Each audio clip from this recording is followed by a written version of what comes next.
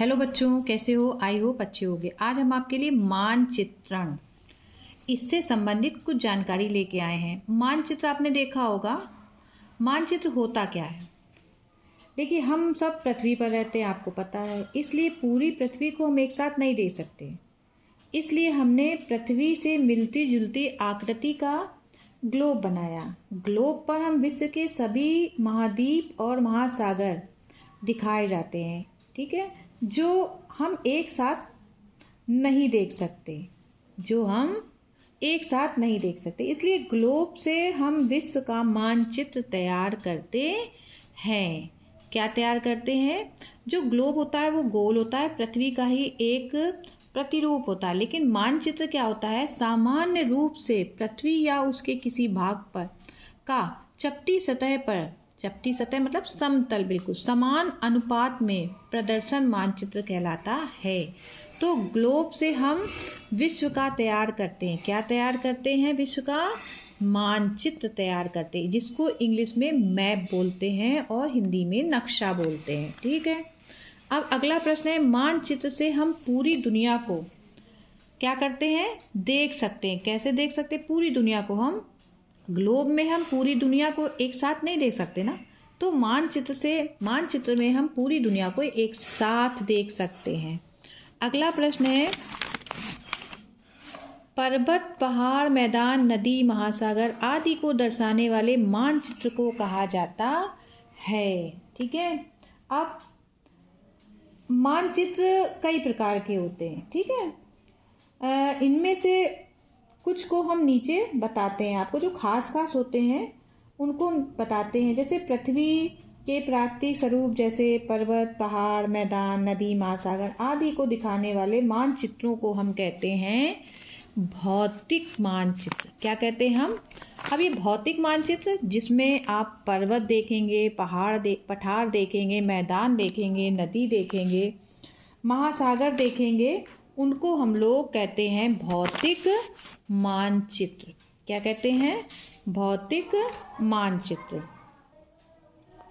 ये है आपका भौतिक मानचित्र, देख लीजिए। इसमें ये आपका प्रशांत महासागर है, ठीक है। ये आपका अटलांटिक महासागर है, दिख रहा है आपको, दक्षिण अफ्रीका के बाएं तरफ। और ये आपका उत्तरी अमेरिका है, ये दक्षिणी अमेरिका है आपका। आप सागर देख लीजिए इसमें।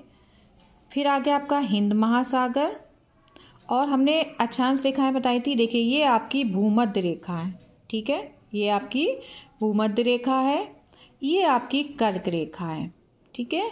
और कर्क रेखा के नीचे भूमध्य रेखा के नीचे आपकी ये मकर रेखा। अब हमारा जो यहाँ पे देखिए, हमारा भारत देश कहाँ है? ये आपके महाद्वीप हैं, अफ्रीका महाद्वीप, यूरोप महाद्वीप, एशिया महाद्वीप, और उत्तरी अमेरिका और दक्षिणी अमेरिका, ठीक है। इसके बाद में एक है आपका ऑस्ट्रेलिया महाद्वीप, जो सबसे छोटा महाद्वीप है। फिर आता है आपका यूरोप महाद्वीप। चलिए, इसमें तो ठीक है। अब आपका जिसमें ये सब चीज़ें दर्शाई जाती हैं, सागर, महासागर, पर्वत, ठीक है, पठार, तो इनको हम बोलते हैं भौतिक मानचित्र, ठीक है। अब अगला है, राज्यों, नगरों, शहरों तथा गांवों का विश्व के विभिन्न देशों, राज्यों तथा उनकी सीमाओं को दर्शाने वाले मानचित्र को हम क्या कहते हैं? तो ये मानचित्र हमारे कहलाते हैं, क्या कहलाते? राजनैतिक मानचित्र। जिनमें इन सबका को दर्शाया जाता है, उनको हम राजनैतिक मानचित्र कहते हैं। ये आपको याद करना पड़ेगा, ठीक है। ये देखिए, ये आपका राजनैतिक मानचित्र है, जिसमें राज्य दिखाए जाएंगे, नगर दिखाए जाएंगे, शहर और गांव, और विश्व के विभिन्न देश भी दिखाए जाएंगे, उनकी सीमाओं को दिखाया जाता है। तो ये आपका राजनैतिक मानचित्र है। अब इसमें आप अपने प्रदेश को ढूंढिए, कहाँ पे है? ये आपका है उत्तर प्रदेश। इसके अलावा इसमें दूसरे पड़ोसी देश हैं, पाकिस्तान, अफगानिस्तान। तो ये वाले नक्शे को, इस तरह के मानचित्र को हम राजनैतिक मानचित्र कहते हैं। ये आपकी बुक में है, आप अपनी बुक में भी देखिएगा। फिर है आपका सड़क, वर्षा, वन, उद्योगों के वितरण को दर्शाने वाले मानचित्र को हम कहते हैं, क्या कहते हैं, जिसमें सड़कें दिखाई जाती हैं, वर्षा का कितनी वर्षा होती है, कहाँ पे वो दिखाया जाता है, वन कितने बचे धरती पर, कहाँ पे कितने ज़्यादा वन है, किस प्रकार के वन है, उद्योग, इनको दर्शाने वाले मानचित्र को हम कहते हैं थीमेटिक मानचित्र। क्या कहते हैं? थीमेटिक मानचित्र।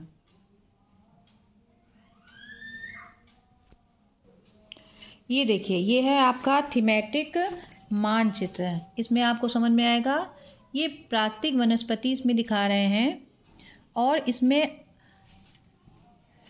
कितने वन है। वन वनस्पति कई प्रकार के होते हैं, वन कई प्रकार के होते हैं। ये देखिए, इसमें कलर से दिखाया जाता है।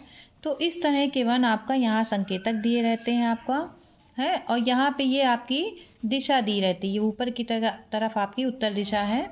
तो ये है आपका थीमेटिक। ठीक है, अगला है आपका भूमि का बंटवारा। सिंचित क्षेत्र, विभिन्न प्रकार के भू उपयोग, कार्यालय, विद्यालय, अधिवासों और औद्योगिक क्षेत्र को दर्शाने वाले मानचित्र को कहते हैं। ठीक है, क्या कहते हैं इनको? इनको बोलते हैं आपका भू राजस्व मानचित्र, जिनमें इन चीज़ों का विवरण किया जाता है। भूमि का बंटवारा, सिंचित क्षेत्र, सिंचाई वाले क्षेत्र कितने हैं, विभिन्न प्रकार के भू उपयोग, कार्यालय, विद्यालय, अधिवासों और औद्योगिक क्षेत्रों को दिखाया जाता है। वो मानचित्र आपके भू राजस्व मानचित्र कहलाते हैं। अच्छा, क्या आपको पता है कि मानचित्र में कौन कौन से घटक होते हैं जिनकी जानकारी मानचित्र को समझने के लिए आवश्यक होती है? कौन कौन से घटक होते हैं कि हम मानचित्र से समझ सकते हैं? तो मानचित्र में आपकी दिशा, दूरी और प्रतीक, ये मानचित्र के घटक होते हैं। दिशा, दूरी, दिशा बताई जाती है, दूरी बताई जाती है, और आपके प्रतीक चिन्ह होते हैं। ठीक है, जिनके द्वारा हमको समझने में स्थान के बारे में जानकारी मिलती है। हम घर बैठे समझ सकते हैं कहाँ पे कितनी दूरी पे कौन सी जगह है। अगला प्रश्न है आपका, बहुत पहले लोग दिशा जानने के लिए किसकी मदद लेते थे? बताइए। बहुत पहले, ठीक, जब साइंस इतना डेवलप नहीं हुआ था, विकसित नहीं हुआ था, तो हम बहुत पहले दिशा जानने के लिए हम किसकी मदद लेते थे? पता होगा बहुत से लोगों को। तब हम सूर्य की, किसकी हम लेते थे मदद? हम सूर्य की मदद लेते थे। अब यहाँ पे हमने पहला शब्द लिख रखा है, तो ये आप उसको पूरा कर लीजिएगा। किसकी मदद लेते हैं हम? सूर्य की मदद लेते हैं। किसकी? सूर्य की। फिर है अगला, रात के समय लोग किसकी मदद से दिशाएं मालूम करते थे? चलिए, अब आपके लिए यहाँ से प्रश्न शुरू होते हैं। रात के समय लोग किसकी मदद से दिशाएं मालूम करते हैं? हमने धा लिख रखा है, तो आप इसको पूरा कर दीजिएगा। तो रात में एक तारा होता है, ध्रुव तारा। क्या होता है? ध्रुव तारा, जिसकी मदद से हम, और ध्रुव तारा हमेशा किस दिशा में निकलता है? उत्तर दिशा में। ठीक, और वो अपनी जगह कभी नहीं बदलता। तो रात के समय लोग ध्रुव तारे से दिशाओं को मालूम कर लेते थे। जैसे ये तारा हमेशा उत्तर दिशा में होता है, इसकी मदद से हम पहचान लेते थे, ठीक है, कि हमारी अगर ये दिशा उत्तर दिशा है तो उत्तर दिशा के बैक साइड में आपकी क्या होगी? दक्षिण दिशा होगी। ठीक है, और इस प्रकार से हमको पता चल जाता था कि कौन सी दिशा कहाँ पे है। आगे देखते हैं हम लोग। आजकल हम लोग सभी लोग किस यंत्र की सहायता से दिशाओं की जानकारी करते हैं? किस यंत्र की सहायता से करते हैं हम? तो आजकल हम लोग दिक सूचक यंत्र आता है, उसकी सहायता से हम लोग दिशा पता कर लेते हैं। ये है आपका दिक सूचक यंत्र। ठीक है, इसकी सहायता से हम लोग अब दिशा का पता लगा लेते हैं। अब दिक सूचक यंत्र क्या होता है? तो आपको यहाँ पे क्या भरना है? दिक सूचक यंत्र। अब दिक् सूचक यंत्र की चुंबकीय सुई सदैव किस दिशा में रुकती है? कौन सी दिशा में रुकेगी? दिशाएं आपको पता है तो आप इसको भर लोगे। उत्तर और दक्षिण दिशा में इसकी सुई रुकती है, मतलब उत्तर और दक्षिण के बीच में, तो इसकी सुई हमेशा उत्तर दक्षिण दिशा में रुकती है। अब है मानचित्र में किसके द्वारा दिशाएं दर्शाई जाती हैं? अभी हमने मानचित्र आपको दिखाया था, तो इसमें किसके द्वारा दिशाएं दर्शाई जाती हैं? फिर से आपको दिखा दे। देखिए इसमें ये क्या बना है, ठीक है। मानचित्र में ये जो तीर का निशान है इसकी सहायता से दिशा बताई जाती है। और तीर का निशान हमेशा कहाँ होता है? तो पहले हम ये प्रश्न पूरा करते हैं। मानचित्र में तीर की सहायता से दिशाएं दिखाई जाती हैं। अब तीर होता किधर है? मानचित्र में ऊपर की ओर कौन सी दिशा होती है? ऊपर की ओर उत्तर दिशा। नीचे की ओर आपकी कौन सी दिशा होगा? दक्षिण दिशा होगी। ये जो तीर का निशान हमने आपको दिखाया था ये हमेशा ऊपर है, तो ठीक है, ऊपर ही रहता है। एक दिशा उसमें शो करते हैं कि ये ऊपर है उत्तर। जब ऊपर उत्तर होगा तो ऊपर की ओर उत्तर दिशा, नीचे की ओर आपकी दक्षिण दिशा। दाएं हाथ की ओर आपकी कौन सी दिशा होगी?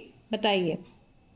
दाएं हाथ की ओर जब आप नक्शे को सामने से देखेंगे तो आपका दायां हाथ पूरब पड़ेगा। दाएं हाथ की ओर पूरब दिशा और बाएं हाथ की ओर आपकी पश्चिम दिशा होती है।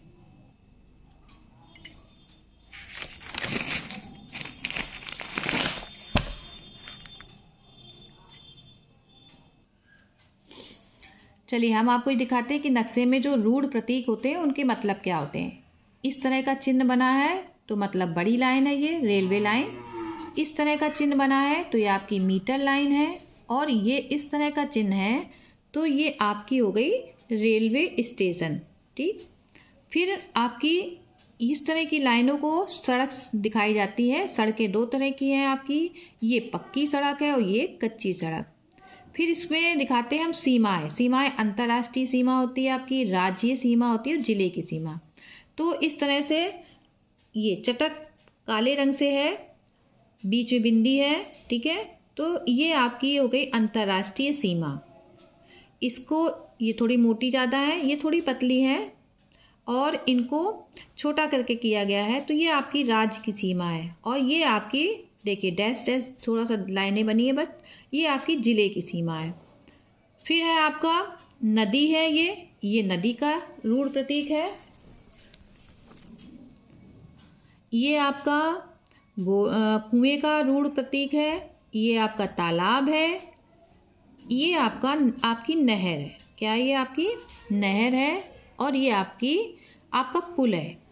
इस तरह का पुल का निशान है ये आपका। फिर देखिए ये मंदिर है आपका, ये गिरजाघर है, ये आपकी मस्जिद है और ये आपकी छतरी, ठीक है। फिर है आपका ये PO, अभी कहा था अक्षरों के द्वारा भी हम दिखाते हैं, तो ये अक्षर ले लिए। PO पोस्ट ऑफिस है आपका। P2O post office and telegraph office, post office and T से टेलीग्राफ ऑफिस।